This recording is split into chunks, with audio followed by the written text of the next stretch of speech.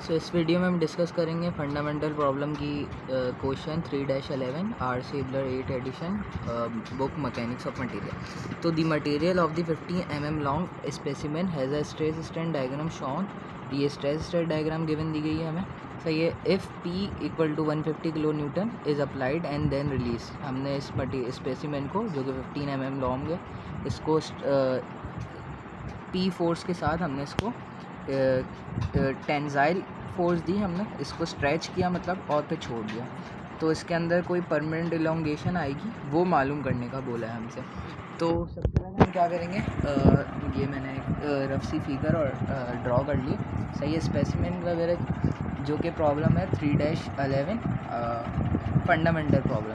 अच्छा, यहाँ पे हमारे पास सबसे पहले हमें देखना पड़ेगा कि ये अगर हमारे पास यील्ड स्ट्रेंथ है हमारे पास यहाँ पे, सही है, 450 पे, सही है, तो हमें देखना पड़ेगा ये उससे ज़्यादा है, ये इससे ज़्यादा है, तो ही हमारे पास परमानेंट डिफॉर्मेशन होगी, वरना फिर ये हुक्स लॉ वाले रीजन में ही रहेगा और फिर ये परमानेंट डिफॉर्मेशन नहीं होगी, लास्टिक डिफॉर्मेशन होगी और वापस अपनी जगह पे आ जाएगा। सही, तो पहले इस रीजन से आगे जाएगा। सही है। तो हमने पहले निकाला उस फोर्स के ऊपर जो हमारे पास P फोर्स लगी थी उसको एरिया से डिवाइड करेंगे तो हमें पता चल जाएगा उसके अंदर स्ट्रेसेस कितने इंड्यूस हुए थे। अगर वो हमारे पास स्ट्रेसेस यील्ड स्ट्रेंथ से ज़्यादा है तो उसके अंदर कोई ना कोई, अगर ये स्ट्रेस हमारे पास यील्ड स्ट्रेंथ से ज़्यादा होगा तो हमारे पास परमानेंट डिफॉर्मेशन हो जाएगी। तो यही चेक कर लिया हमने। सही है। तो सबसे पहले इस फोर्स जो कि P फोर्स गिवन दी थी 150 किलो न्यूटन और डिवाइड बाय एरिया हमें इसका डाया बताया था फिर 20 mm, तो π/4 d² से मैंने इसके स्ट्रेस निकाली है जो क्या है 407.46 मेगा पास्कल। अब इसको अगर मैं देखूँ ये आ रहा है मेरे पास अप्रॉक्स इस पॉइंट पे, सही है, इस पर कोई स्ट्रेन हुआ होगा, सही है, लेकिन हमारे पास ये कुछ स्ट्रेन वापस बैक जाएगा। सही है। पहले जब फोर्स रिमूव करेंगे तो ये कुछ बैक चला जाएगा उस पॉइंट पे, मैंने बोल दिया EP पॉइंट। सही है।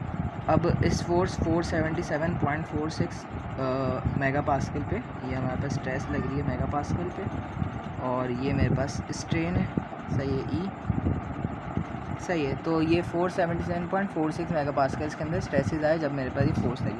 अब जब ये फोर्स रिमूव होगी तो ये कुछ बैक हो जाएगा। सही है। और वो बैक किस स्लोप के साथ होता है, वो इसी E के स्लोप के साथ होकर हुक्स लॉ वैलिड होता है। सही है, इस लाइन पे। खैर अभी मुझे ये E चाहिए। सही है।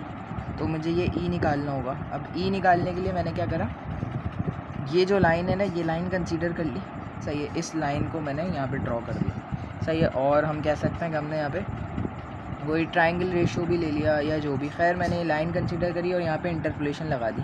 इसका ये वाला पॉइंट मेरे पास था ये एक्स एक्सेस 0.00225 और इस पर 450 मेगा पास्कल स्ट्रेस। सही है। तो 0.00225 स्ट्रेन पे 450 मेगा पास्कल स्ट्रेस और फिर ये E मुझे चाहिए, लेकिन इस पर स्ट्रेस कितना था, वो 477.46 मेगा पास्कल था और इसका लास्ट वाला पॉइंट ये जो कि था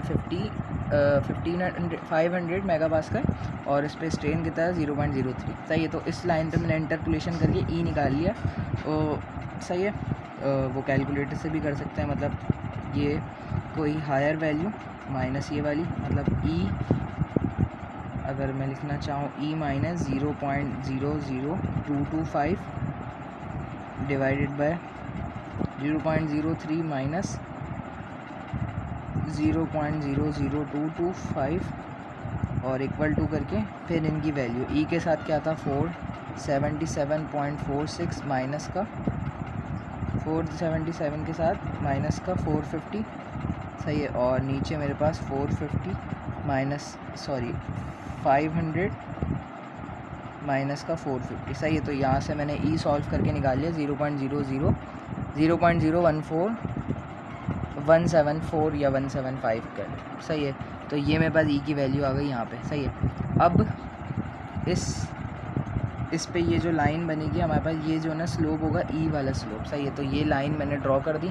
सही है। वो 477.46 इसकी ये हाइट थी। सही है। ये वाली लेंथ, ये वाली लाइन, तो ये मैंने यहाँ ड्रॉ कर दी।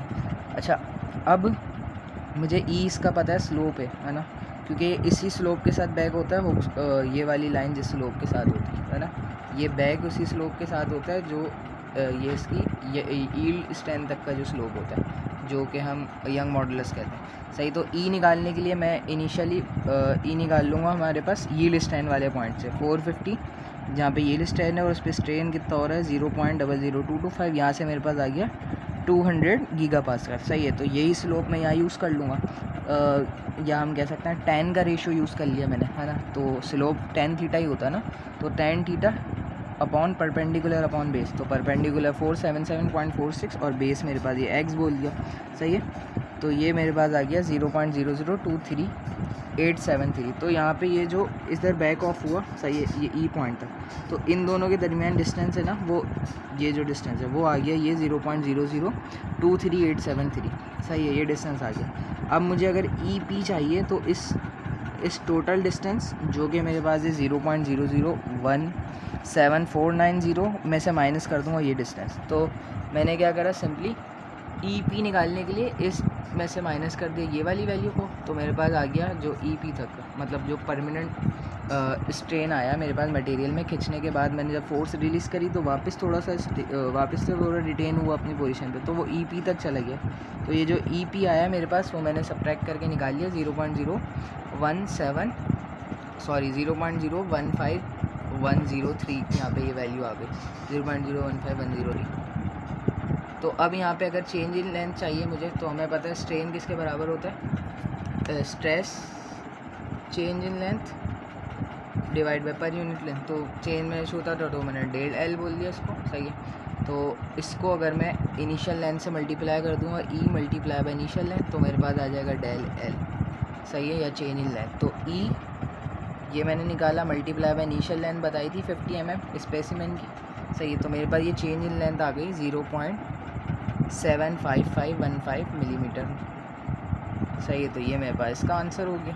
Thank you for